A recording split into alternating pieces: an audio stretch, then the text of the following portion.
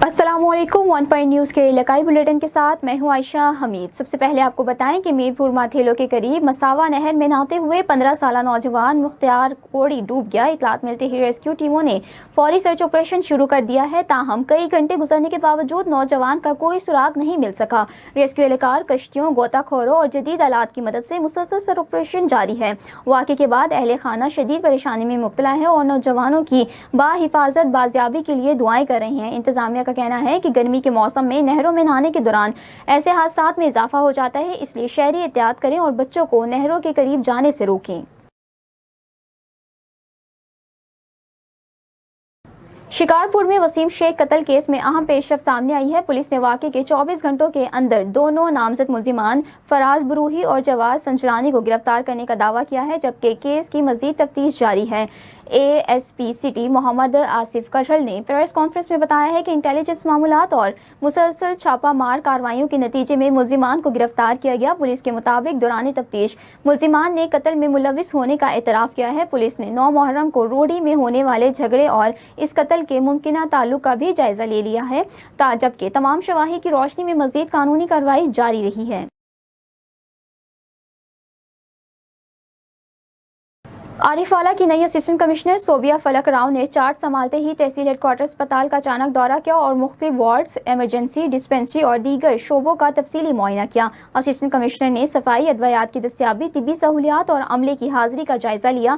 انہوں نے زیر علاج مریضوں اور ان کے لواحقین سے ملاقات کر کے مسائل سنے اور موقع پر ہی متعلقہ افسران کو ضروری ہدایات جاری کیں۔ انہوں نے واضح کیا ہے کہ عوام کو معیاری طبی سہولیات کی فراہمی میں کسی قسم کی غفلت برداشت نہیں کی جائے گی۔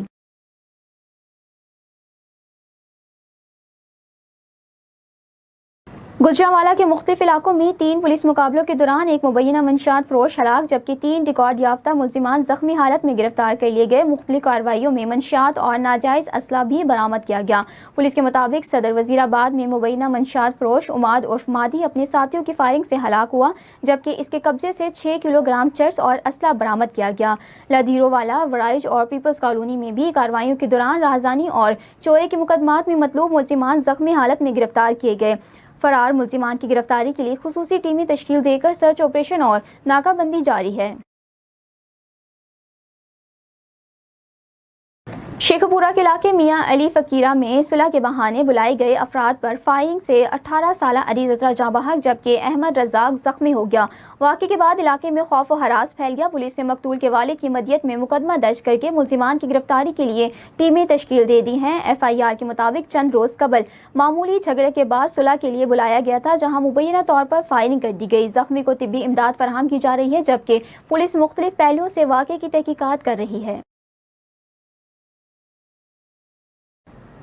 اوکاڑا میں وزیر اعلیٰ پنجاب مریم نواز شریف کے وژن ستھرا پنجاب کے تحت مونسون سے قبل صفائی اور ڈی سلائڈنگ آپریشن میں مزید تیزی آ گئی ہے۔ تحصیل بھر میں بھاری مشینری کے ذریعے نالیوں اور سیوریج لائنوں کی صفائی جاری ہے۔ مینجمنٹ ڈائریکٹر ستھرا پنجاب ایجنسی چودھری عبدالجبار گجر کی ہدایت پر district manager Ali Raza, project manager Wasim اشرف اور تحصیل مینیجر نعمان راشد کی نگرانی میں آپریشن جاری ہے۔ نالیوں سے مٹی، کچرا اور دیگر رکاوٹیں ہٹا کر نکاسی آب کے نظام کو بہتر بنایا جا رہا ہے، تاکہ بارشوں کے دوران شہریوں کو پانی جمع ہونے کی شکایات کا سامنا نہ کرنا پڑے۔ اوکاڑا کے علاقے اڈا گبیر لوئر باری دوآب میں 22 سالہ معذور نوجوان محمد طاہر کے نہر میں ڈوبنے کے خدشے پر ریسکیو کا سرچ آپریشن جاری ہے۔ ریسکیو کام کے مطابق نوجوان گزشتہ روز سے لاپتہ ہے، جبکہ نہر کے پل سے اس کی بے ساکیاں ملنے کے بعد سرچ آپریشن شروع کیا گیا۔ غوطہ خوروں، تیراکوں، کشتی اور سکوبا ڈرائیونگ کی مدد سے نہر میں مسلسل تلاشی جاری ہے، جبکہ ریسکیو حکام کو امید ہے کہ سرچ آپریشن جلد مکمل کر لیا جائے گا۔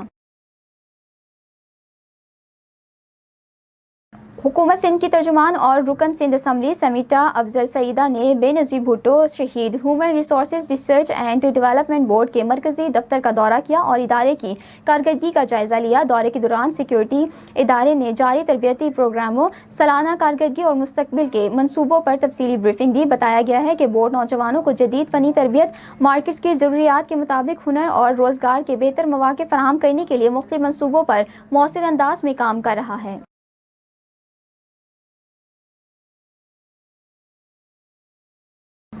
LAR میں مالی سال 2026-27 کے لیے میونسپل کمیٹی کا بجٹ اجلاس چیئرمین سید سمر حسن شاہ رضوی کے زیر صدارت منعقد ہوا، جس میں کونسلرز اور میونسپل افسران نے شرکت کی۔ اجلاس میں مالی سال 2026-27 کا بجٹ پیش کیا گیا، جس پر تفصیلی غور و خوض کے بعد کونسل نے متعلقہ طور پر منظوری دے دی۔ اجلاس کے دوران محرم الحرام کے انتظامات پر میونسپل کمیٹی کی کارکردگی کو سراہا گیا، جبکہ شہر میں صفائی، بنیادی سہولیات اور ترقیاتی کاموں کو مزید بہتر بنانے کے عزم کا اظہار بھی کیا گیا۔